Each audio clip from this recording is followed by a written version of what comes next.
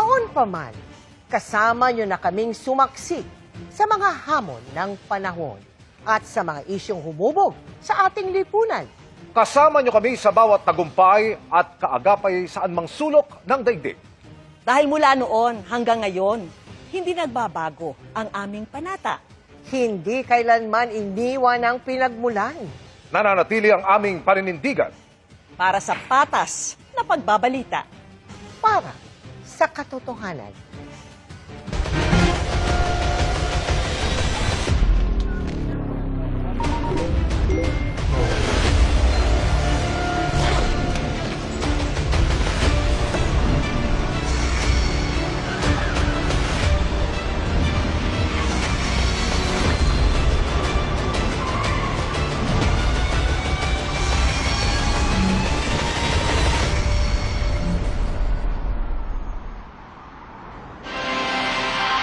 At yan ang mga balita ngayong Lunes. Ako po si Mel Tiangco. Ako po, si Emil Sumangil. At ako po si Vicky Morales. Ito ang GMA News. Walang kinikilingan. Walang pinoprotektahan.